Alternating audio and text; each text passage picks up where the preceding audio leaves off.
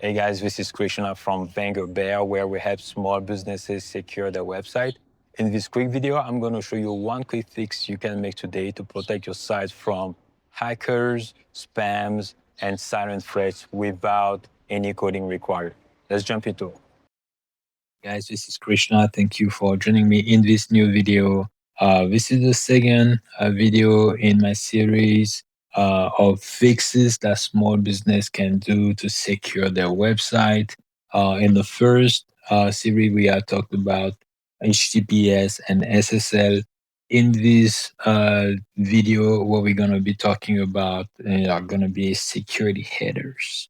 And security headers is something that probably most business owners are not gonna know, but they are a good thing to put in place, really, if you want to secure your website. So, what are security headers? Security headers are instructions or rules that your server or your website is basically telling the to the basically giving to the browser on how the browser should behave about your website, right? An analogy for it would be, let's say you have a house, right, and you have guests over.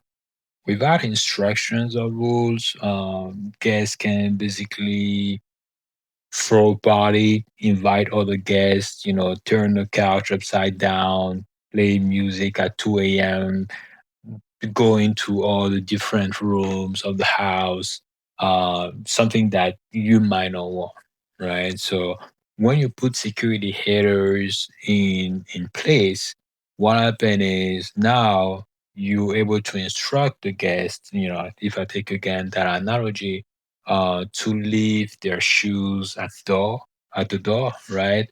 To not throw party, right? That the guests can only go into room A and room B, but cannot go into room C, D, E, right? And cannot invite other people, or the guests can only come at 6 p.m. The guests cannot play music because probably like the sound system is not gonna work after a certain time. So this is what security headers are. This is the analogy of security headers, and basically it makes it that your home is gonna be taken care of better than if you didn't have instructions or rules they are put in place, right? So a good way for you to know where you stand as far as security headers is to go to this website, securityheaders.com, and over here you're gonna input your domain, your website, and click scan, and it's gonna give you a grade, right, of where you stand. So as an example over here, I'm running example.org that I have scanned over here, and example.org is basically failing. It's the website is letting us know that it should the scan is letting us know that it should have at least those headers over here put in place, right? But it is missing. It does explain a little bit more what those headers are for, but I'm going to break down some of them for you here, and you could read a little bit more here. And it's also letting us know over here that the site is not using HTTPS, right? So the data is not encrypted on top of that, right? So an example over here, content security policy. This is something that for WordPress is a little bit tricky to implement because you have different plugins and the way those plugins are implemented, changes from the author of the plugin. Each author has a way to implement that. But what they do is content security policy. You basically telling the browser that your website is only allowed to run certain script that you have allowed, right? So you can say that I'm only allowing a script from Apple to run, script from Amazon, or a link from Amazon to run, or a link from Google to run. Those are the only sources that I trust, right? So if we take the case of somebody that has malicious intent, maybe we're just gonna call it a hacker, come to your website. And hacker have different ways to load script, or maybe to store script on your site. And by doing that, what they can do is when you're having clients, customers, visitors come to your website, as they're interacting with the website, the script of the hacker is just listening to all the different action, what they're entering, what they're providing to the website, right? And what the script is actually doing is I'm listening to all that information, I'm capturing that information, and I'm gonna send it to a location that the hacker controls, right? But with the content security policy over here, what you're basically saying is I'm only trusting certain sources. So the script of the hacker, because that it doesn't belong to that list that has been green listed, right, that has been trusted, is not going to be able to run because it's not considered as safe. So this is where you're really protecting people that come on your website, your visitor, your clients, your customers. That's how you're able to protect them. Another example over here would be the X frame options over here. And the way this is used, basically what this says is, and you're supposed to deny it. The option there is, where you're basically saying that you do not want your website embedded into another website, right? And the risk there is a hacker could embed your website into, you know, mm, their website, right? And confuse your visitors by them visiting their website, with your website running with it within their stuff. And what's gonna happen there is, because your visitor don't know any better, they just think it's pretty much the same thing. They're gonna go there and they're gonna start interacting with the hacker website, and the hacker is just gonna listen to everything that they do, capture the information, hijack an account, and do nefarious things there. So this is something that you want to prevent. And the other thing here, as an example of permission policy, is you basically telling the browser there are certain function on your website that you do not allow to run. Right. An example for it would be you do not allow. Uh, geolocation to run. You do not allow microphone to run. You do not allow camera to run.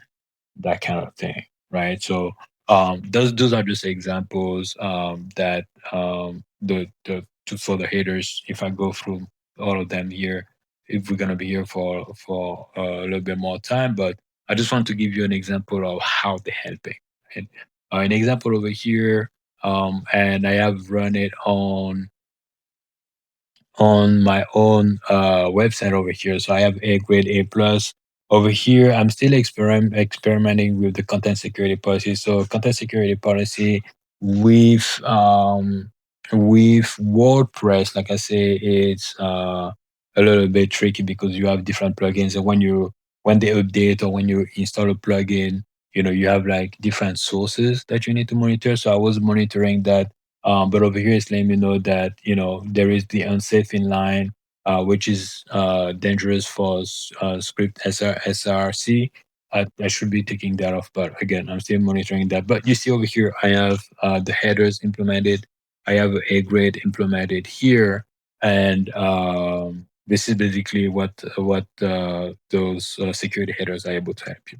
So with that being said, so basically what you want to do. So if you come to security headers, you run your website over here and you get anything that is less than A. You see over here, all of them is A plus. So if you get anything between F and B, you definitely have something that could be improved there. The way you do that, this is something that we help you with here. You can look into the description as far as ways to contact us. If you have any questions, just see where you want to stand on that. The other thing is, if you want to explore a little bit more how to do it, there are some plugins on if you're using WordPress. There are some plugins that allow you to enable those headers. a little bit is you still need to know what you're enabling, right? You still need to understand what you're turning on and turning off. What are the right options there?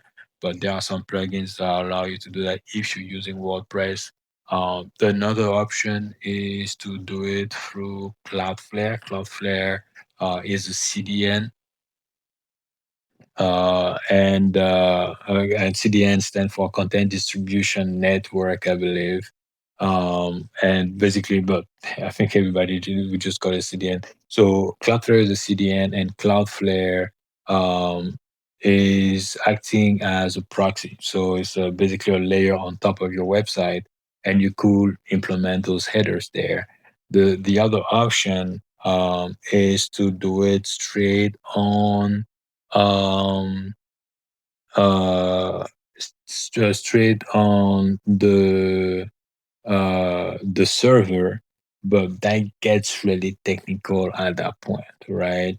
You really need to know what you're doing. And like I say, if you have questions, if you want to know a little bit more, feel free to contact us, as this is something that we help you with you. So I hope this video has been helpful as far as you knowing how you can protect a little bit more your customers, your visitors, your clients coming on your website. And I will talk to you in another video. Hey guys, thanks for watching. If you like the video, make sure to hit like, subscribe, and share with some friends. If you're a small business owner looking for peace of mind, head over to vanguardbear.com for a free website security audit and learn more about our services. And I will catch you in the next video.